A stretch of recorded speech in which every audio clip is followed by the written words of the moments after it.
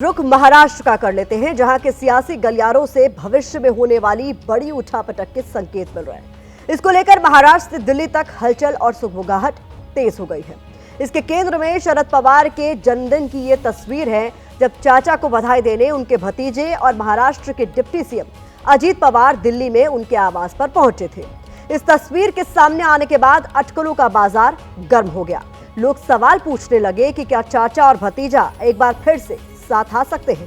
क्या इस मुलाकात में भविष्य की कोई रणनीति छिपी हुई है? सवाल यह भी कि क्या एक बार फिर टूट जाएगी शरद पवार की पार्टी? एबीपी न्यूज की पॉलिटिकल एडिटर मेघा प्रसाद ने हमारे साथ एनसीपी शरद गुट से जुड़ी अहम जानकारी शेयर की है।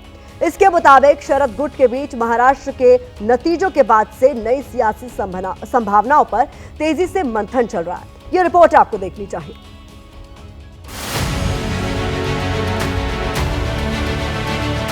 माना जा रहा है कि महाराष्ट्र के नतीजों के बाद से एनसीपी शरद गुट के बीच काफी बेचैनी है। कभी 40 से ऊपर विधायकों वाली पार्टी सिर्फ 10 सीटों पर सिमट कर रह गई है।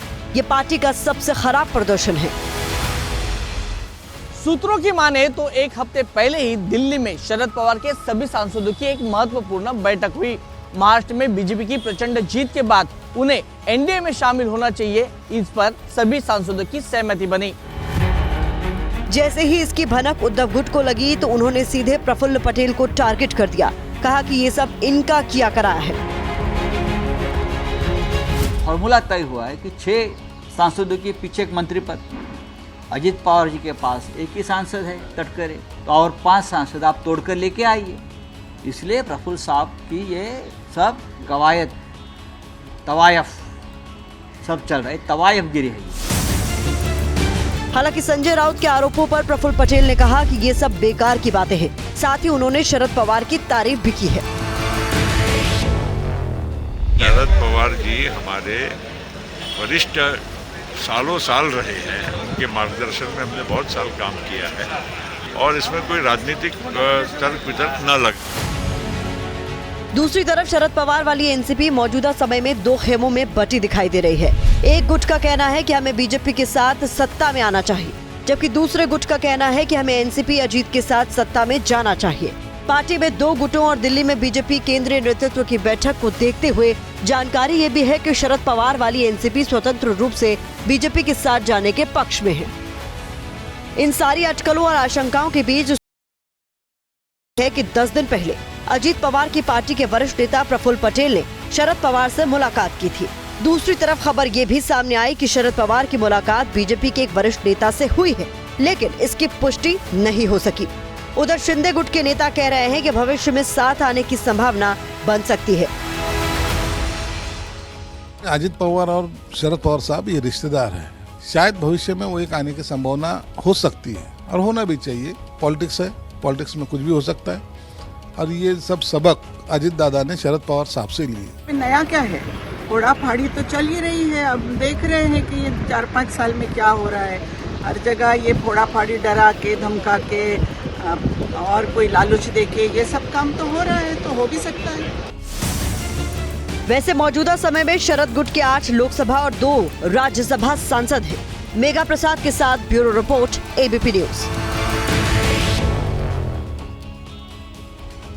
वैसे राजनीति संभावनाओं का खेल है। यहाँ कभी भी कुछ भी संभव है, क्योंकि नेता अक्सर माहौल देखकर अपने मुहरे बिछाते हैं।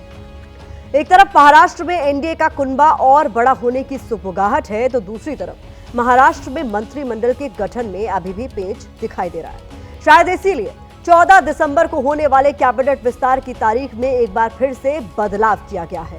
अब रविवार 15 दिसंबर को नागपुर में मंत्रिमंडल विस्तार की खबर सामने आ रही है। माना यह जा रहा है कि मंत्रिमंडल में बंटवारे को लेकर महायुति में अभी भी आम सहमति नहीं हो पाई है। इसको हवा देती हुई एक खबर महाराष्ट्र के सीएम बंगले वर्षा से आई है। मंत्रियों के शपथ ग्रहण से पहले आज वर्षा बंगले में शिंदे शिवसेना के विधायकों और महाराष्ट्र बीजेपी के अध्यक्ष चंद्रशेखर बावनकुले की मुलाकात हुई। सूत्रों के मुताबिक मंत्रालयों के बंटवारे पर डिप्टी सीएम एकनाथ शिंदे अभी राजी नहीं है और इसीलिए मंत्रिमंडल विस्तार में कुछ और वक्त लग रहा है। जानकारी के मुताबिक एकनाथ शिंदे गृह और राजस्व मंत्रालय के अलावा उद्योग और शहरी विकास मंत्रालय भी अपने लिए मांग रहे हैं। इन पर सहमति में फिलहाल वक्त लग रहा है। तो कुल मिलाकर ये खबरें लगातार सामने आ रही है, लेकिन इस बीच माना जा रहा है कि इसीलिए कैबिनेट विस्तार की तारीख आगे बढ़ाई गई है।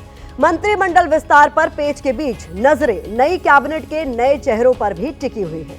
अटकलें लगाई जा रही हैं कि पिछली कैबिनेट में खराब प्रदर्शन करने वाले मंत्रियों की छुट्टी हो सकती है और उनकी जगह उन नए चेहरों को जगह दी जा सकती है जिन्हें बीते 10 सालों में मौका नहीं मिला। खबर यह भी है कि बुजुर्गों की जगह नए चेहरों को भी नए मंत्रिमंडल में जगह दी जा सकती है।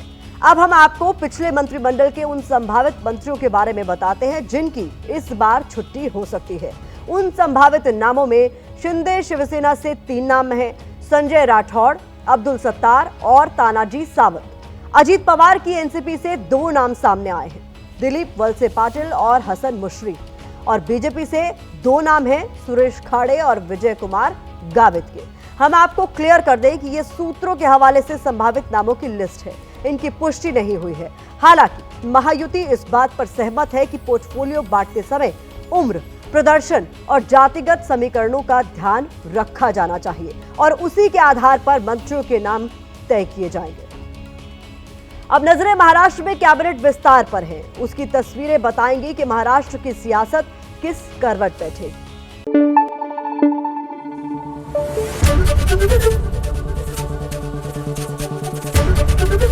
एबीपी न्यूज आपको रखे आगे।